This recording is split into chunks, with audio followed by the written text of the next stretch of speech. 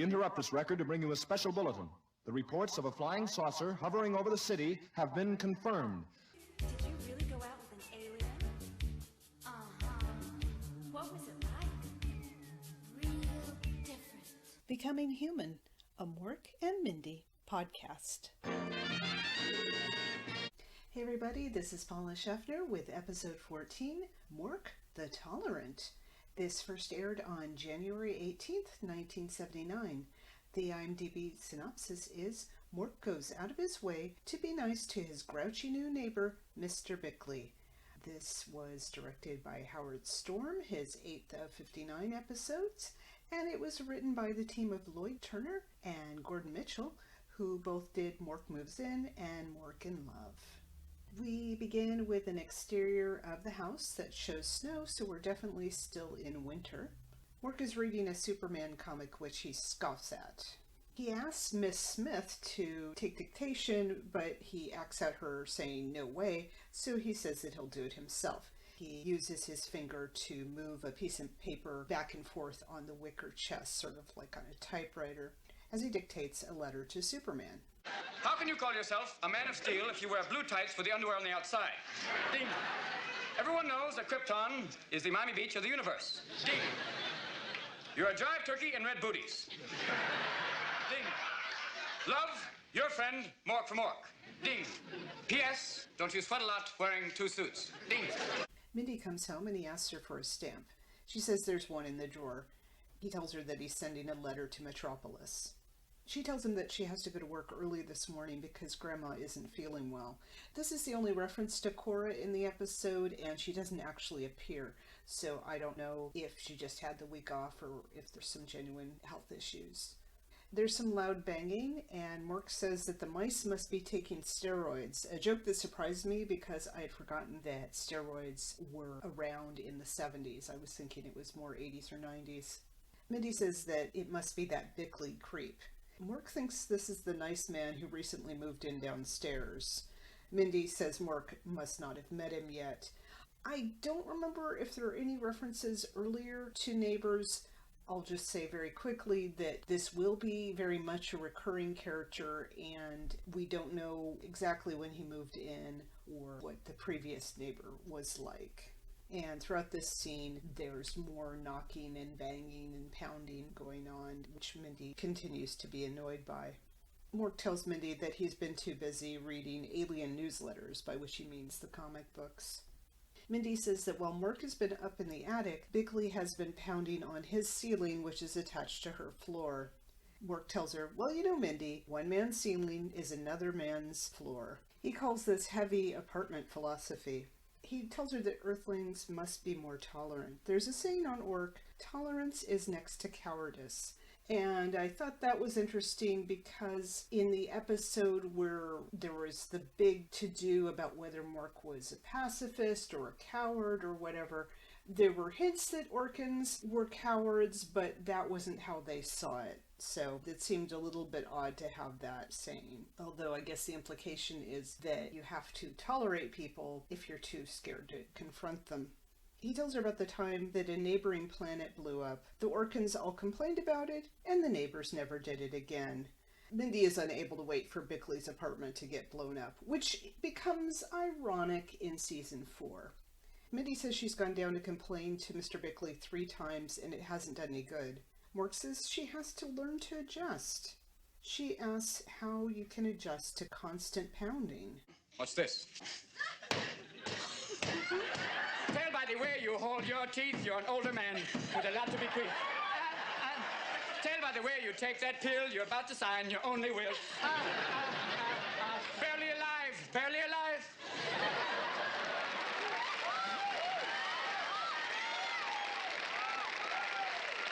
Mindy tells him that she doesn't have happy feet, she has angry ears. And yes, Robin Williams would do the voice of a penguin in the movie called Happy Feet in 2006.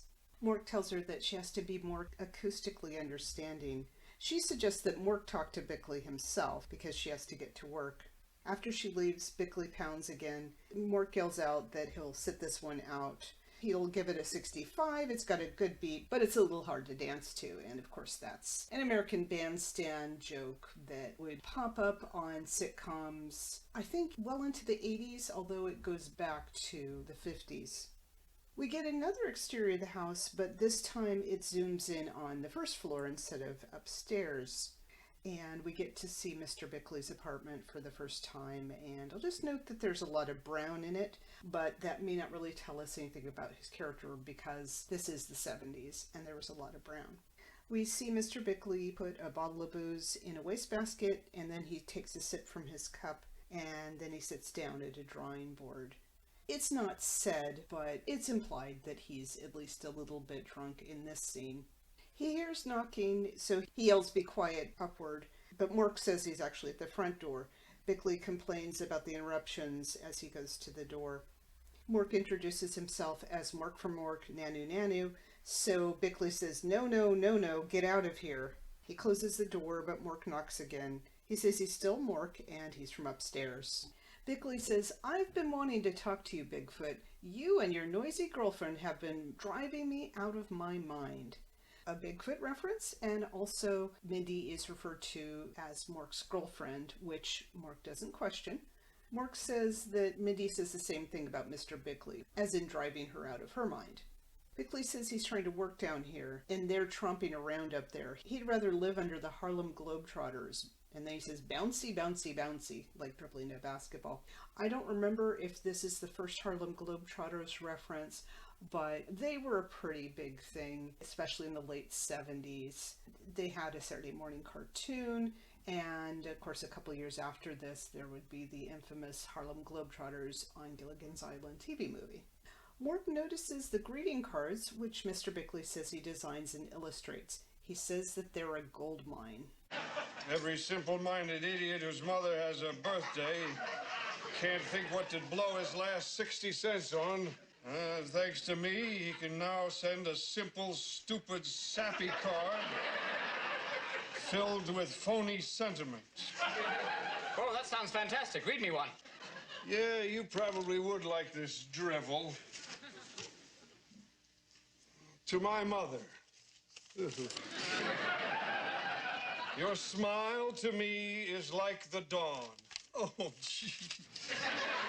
Whose coming hides the darkness and lifts the sorrow from my aching heart. If only I could tell you, Mother, what your life has meant to mine. Then I could die a happy man, although it means we part. That's beautiful. Garbage. He says these cards pay the bills, but he doesn't have to like them. Mork notices some of the illustrations pinned to the wall, and he says that those are pretty bunnies. Bickley says that 100 that he knows lets Bickley draw the rabbits before he skins them. Here's another one. What is a friend? Oh, brother. A person who is kind and just. A person full of love and trust. Yes. Who knows your faults but doesn't give a flying care. Who, when you call, is always there. A person who will e'er be true. A person who is just like you. Bickley calls this swill, and Mork says it's not only swell, it's fantastic. Bickley says he doesn't want to talk to Mork. Mork says, "Yet you are. See how considerate you are?" Bickley says he's not, so Mork says that Bickley is modest too. There's some kids playing ball in the yard, and they hit the house. Bickley opens his window and asks the kid to throw the ball to him. Bickley grabs the ball and slams down the window, and he calls the kid a scuzzy little yard monkey. And I don't know if that's racist, because we don't see the kid, but obviously a pretty offensive term to call any child. It turns out Mr. Bickley has a basket of toys that I guess kids have left in his yard or thrown through the window or something. He says he ought to take them down to the orphanage and sell them. You wonderful guy, you. What are you talking about? I know what you're trying to do. You're trying to hide it underneath that crust, but I know deep down inside you're trying to save that young kid's life. What? If he had taken this ball, he might have thrown it out in the street, then a truck would have come along and hit him, then he'd be in the hospital, and all of his little friends would have to send him good well cards, and... Oh, no, you're more than a wonderful guy. You're a saint. You gave up your own business just to save that little kid's life.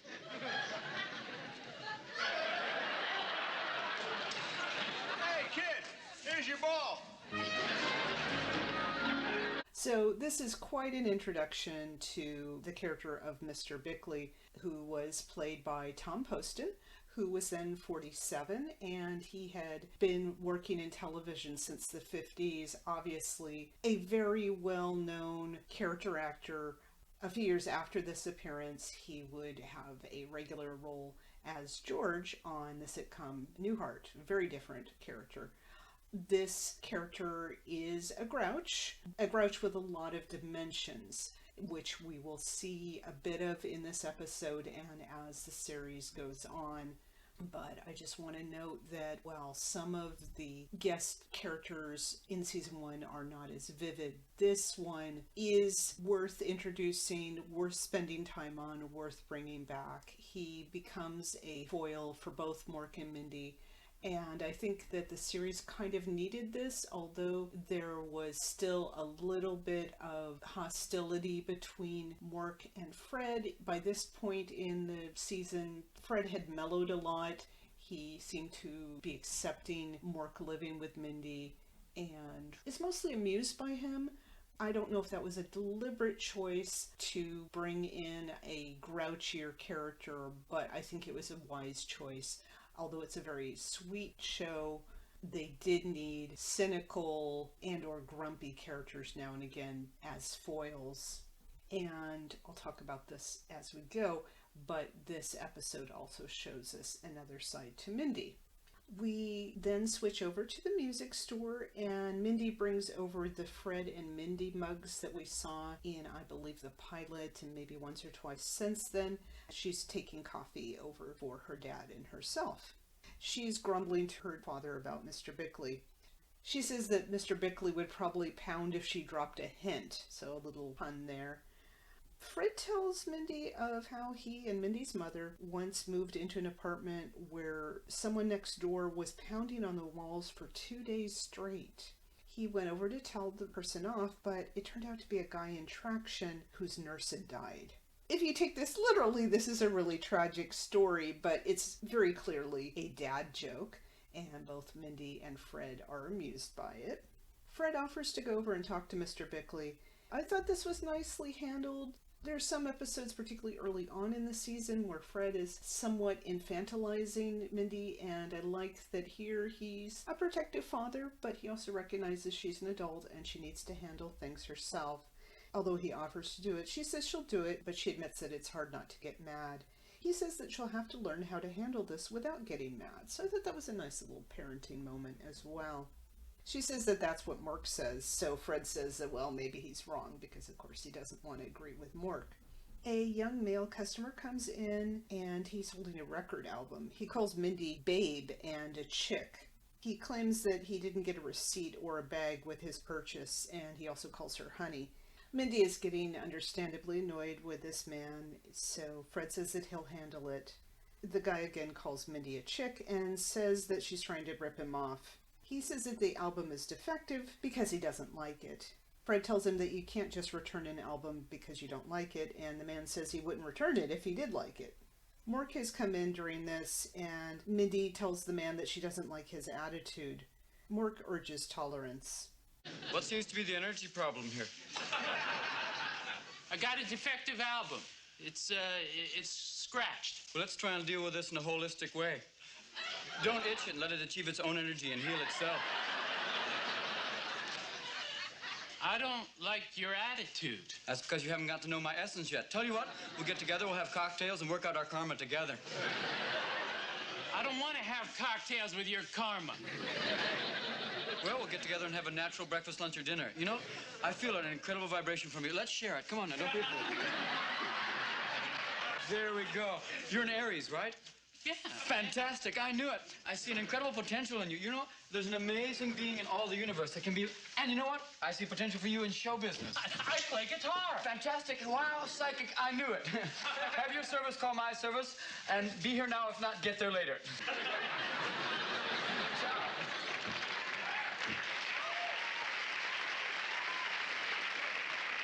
According to the credits, this irate customer is named Jack, and he was played by Ed Greenberg, who would later be man number 2.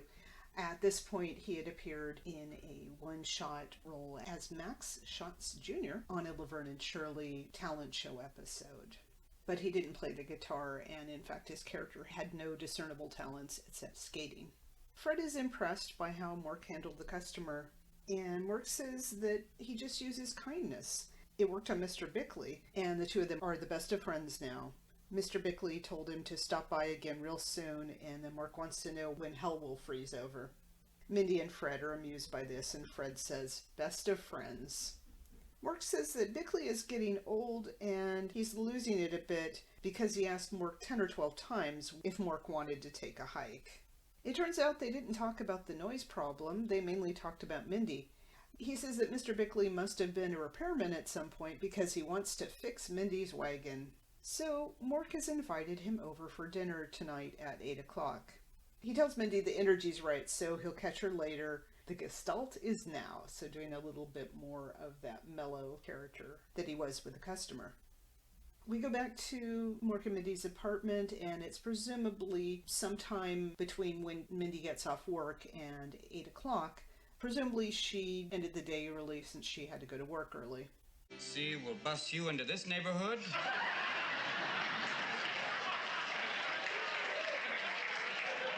Well, put up a tenement here, that should shock 'em. All right, we'll move Lester Maddox off the board. Oh, good. By the end of the game, we should have the whole place integrated. When Mindy comes home, Mork says that he was playing Supreme Court. And this is at least the second busing or integration joke in the series. And it still feels pretty daring, particularly for a show like this. And it works. Mork tells Mindy that he should check with her before inviting anyone over. He asks if she means Mr. Bickley, and she says yes, and Susan Taylor, and that Russian guy, Sergei. And I thought this was great continuity, because I had been thinking the same thing earlier in the episode, that Mork has this tendency to invite people over, sometimes overnight, or even longer, as with Sergei, without consulting Mindy. Mork says there's an old Orkin saying, if someone pounds on your ceiling because they don't like the noise you're making, invite them over to dinner. Mindy sarcastically says, what a wonderful saying. She tells Mork that she doesn't want Bickley in her apartment. Mork says there's incredible energy because Mr. Bickley doesn't want to be in her apartment either. Mork convinced him to come over, though, because he told him that Mindy would fix him a nice dinner. She's indignant about this, and she tells Mork that he can fix the dinner. There's another implied old Orkin saying because Mork says that he made his bed, so now he's got to hang from it, which ties in with that bed swing he's got up in the attic. Mork says that he doesn't know how to cook. He's never even met Julia Childs. Yes, there's an S at the end. I can't remember which episode it was in. I could have sworn there was one where Mork imitates Julia Child. Maybe we haven't gotten there yet. We have seen him make meals, many of them involving bologna, but I guess technically he hasn't really cooked a full dinner for anyone, especially a guest. Mindy tells Mork that there's an old Earth saying, fake it. Mork does the stage direction thing and says, impending culinary doom. Mindy says, what's for dinner? And moves a chess man and then says, check. Like the game symbolizes how she's handling this situation. So Mork puns, check, we haven't even eaten. In the next scene, Mork is preparing dinner, but he answers the door because he would know Mr. Bickley's pounding anywhere. Mr. Bickley brought a bottle of bourbon from his flight. I don't think they do this anymore, but they used to have tiny little bottles of alcohol on airplanes. Mork calls this Little Munchkin Bourbon, because of course there always has to be at least one Munchkin reference in every Mork and Mindy episode, whether or not Eugene is around. Mr. Bickley wants a drink, in fact he wants bourbon. Mindy says that this is all they have, and instead of Mr. Bickley taking it and thanking them and drinking it down, he says that you couldn't pickle a cricket in that. That's about as ungrateful and uncivil as he could be. Mindy tells him that they don't have anything stronger than wine in the house. Mork mentions the 20-year-old bottle of scotch that her father gave her. Mindy says that this is for special occasions. And again, I thought that what was going to happen was that Mr. Bickley would immediately say that this was a special occasion and he'd drink the scotch. But instead he says that he hates scotch. It's disgusting and putrid. Mork says, speaking of disgusting and putrid, the salad is burning. Mr. Bickley doesn't know what to think of this, and Mindy says that Mork has a lot of exotic recipes. Mork says that they'll begin with a little Maalox au gratin, and there will also be a little cheese for the three of them, a little fromage à trois, which is a pretty suggestive joke. Mindy and Mr. Bickley sit down. He notices that he has 3 knives. Mindy has 4. Mork says that he ran out of soup forks. Bonjour, mesdames et messieurs. Welcome to Chez Mork. Tonight's specialty was going to be the chicken in butter sauce, but that slippery sucker got away. Monsieur, would you like to see the wine list? Yes. Là-bas? For you, smell the cat. Ah, a very good week. Monsieur, with this wine in the doorway, you'll have a fantastic weekend. Now, monsieur, for you, the specialty today, there we are là-bas, c'est bien sauvignon vert. For you, here we are. Okay. What's this supposed to be? Le peas frozen. You said you're always asking for peas and quiet.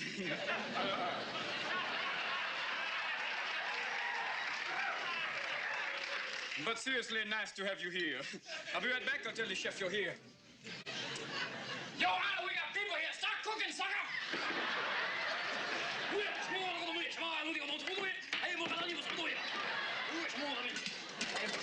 Mindy says that the peas are delicious. Mr. Bickley says they're not even cooked. Mindy says, well, then they won't lose any vitamins. Bickley decides that he will have some scotch, so Mindy goes to get him some. It's a very good idea, monsieur. You won't spoil your appetite that way. Now, for the secondary course for you. So we have soyu pour toi, légèrement savon, le... What's this mess? En français, le soup. En anglais, soup. Actually, it's a gestalt gumbo. You see little tiny live shrimp. I couldn't bring myself to kill them once I looked in their eyes.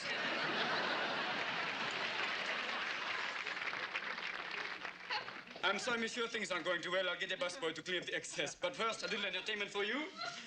Carl! Carl, quickly, come! Feelings, nothing more than... I'm sorry, monsieur. He's not worked since the Wizard of Oz. We had to give him a chance. Mindy says it's like a soup and a sandwich in one. Bickley thinks that they're doing all this so he'll leave. Mindy says that Mork is honestly trying to serve Mr. Bickley a good dinner. Mork brings over a souffle, which smokes. Mr. Bickley has more scotch. Mindy asks Mork if he followed the recipe, and he says he couldn't bring himself to beat the eggs, and this ties in with at least 2 other episodes where Mork is worried about violence towards eggs, because as we know, eggs are very important in Orcan culture and transportation. Mr. Bickley is going to leave, so Mork says he'll put his dinner in the doggy bag or a grouch pouch. Mindy tells Mr. Bickley that this is the first meal that Mork has ever cooked. Mr. Bickley sarcastically says he never would have guessed. Mindy says at least Mork tried. As Mindy tells Mr. Bickley off, Mork fills up a paper sack with food and utensils and even a small potted plant. Mindy says Mr. Bickley is the worst neighbor she ever had. Mork says this makes him top of his field. Mr. Bickley is surprised that he's that bad. Mork says if the Marquis de Sade were still alive, Bickley would be a close second. And as a consolation prize, he gives Mr. Bickley a snack sack. Mr. Bickley wonders if he's so unlikable, why is Mork always so nice to him? Mork says that he feels that the meaner someone is, the nicer that you should treat them, and that's why he's treating Mr. Bickley like an emperor. Mr. Bickley says it's easy for them to be nice. They've got each other. He can hear them laughing when he's downstairs all alone. Well, if you treated people with a little kindness and respect, I'm sure you'd have lots of friends. Be reasonable, Mindy. Not lots. A few, maybe. I don't mind not having friends. I just wish I had someone to come home to, you know. Someone who needed me. Someone who cared for me. Someone... Oh, I'd better say good night. I'm beginning to sound like one of my own greeting cards. Mork says that this is a sad earthling. Mindy says no one wants to be around him. Mork suggests they could hire someone. Mindy says there's an old Earth saying, if there's one thing that money can't buy, it's love. So not quite quoting the Beatles, but same idea. Mr. Bickley comes back, thanks them for the dinner, says it stunk, and drops the bag on the floor. We return to Mr. Bickley's apartment, and he's looking at a faded sunflower in a white vase. Then he shows the picture he's drawn of a smiling, healthy flower. There's a knock, and he again grumbles about the interruptions. This time it's Mindy who's brought a cake with white icing. Mr. Bickley denies that he's embarrassed about last night. He says they're the ones who tried to poison him. She tells him that she means the things he said about being lonely. He says that he always talks that way after a few scotches. She tells him that she baked him a cake and she wants to be friends. He says he hates cake with icing. That's why he hates winter in Colorado, because the Rockies look like they're covered with icing. She starts to scold him again, and then someone knocks, and it's Mork with something under his orange coat. He calls Mr. Bickley Bicky as a friendly nickname. Mindy wonders where Mork has been, and he says he set out to disprove an old Earth saying. He reveals a puppy that he sprang from the animal jail. The puppy was in there for assaulting a fire hydrant. Mr. Bickley complains about having to listen to howling and barking now. Oh, no, you won't, because he sings and dances. Watch this. Captain Racer, sing that song. Doo-dah, doo-dah.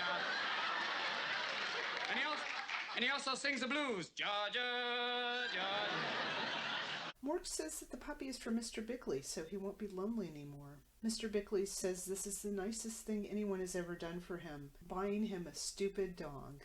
Mork tells Mindy that money can buy love, even if it's only puppy love. Mr. Bickley decides to call the dog Bicky. Sing. Sing. You can do it. Camptown races, sing this song. Pick up the beat. Sing.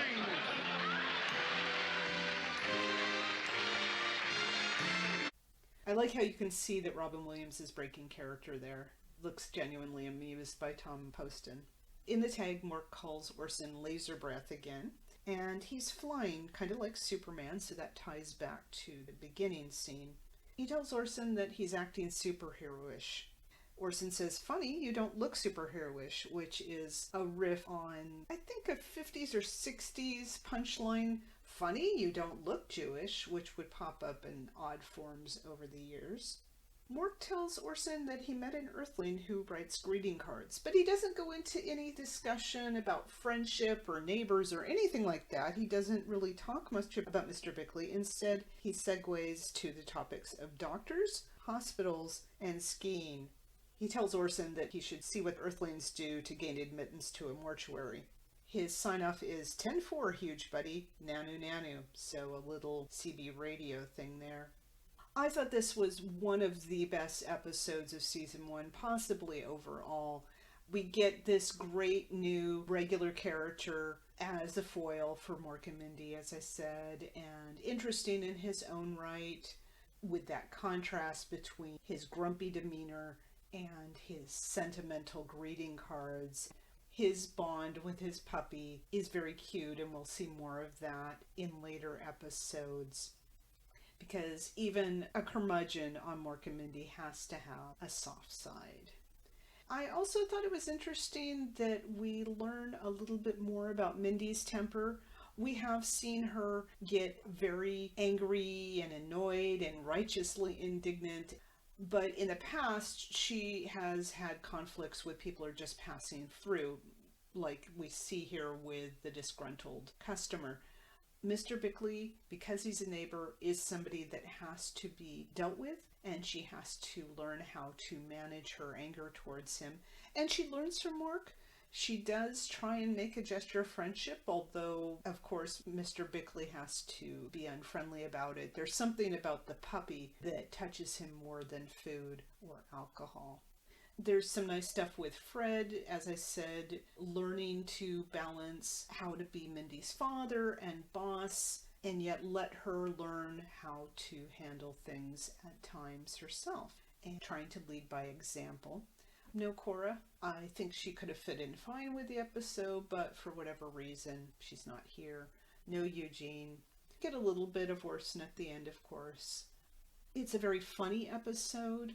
That's why I included so many clips, and not just because my French accent is terrible. There are just so many routines that work here on their own, and then they work within the context of the episode.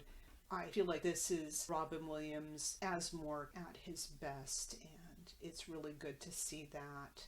I'm going to go with a 3.5 on the 0 to 4 egg scale, which measures not just how good a Mork and Mindy episode is, but whether it fulfills what I'm looking for in a Mork and Mindy episode. And this, while not perfect, is a really strong episode.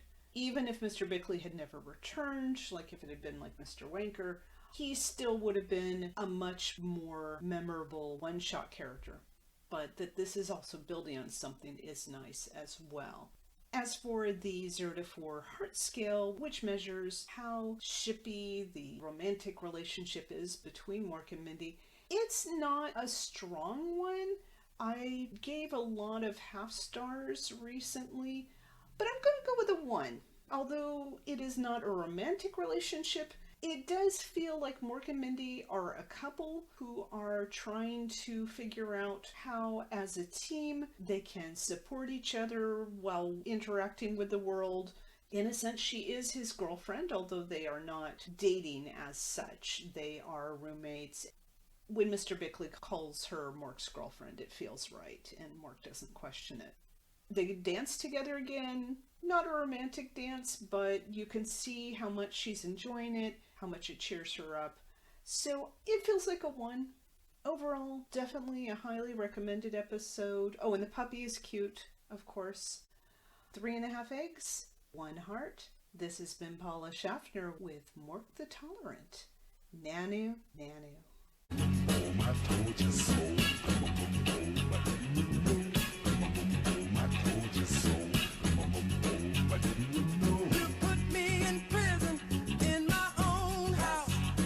And expect me to be quiet as a mouse. Yes, you did.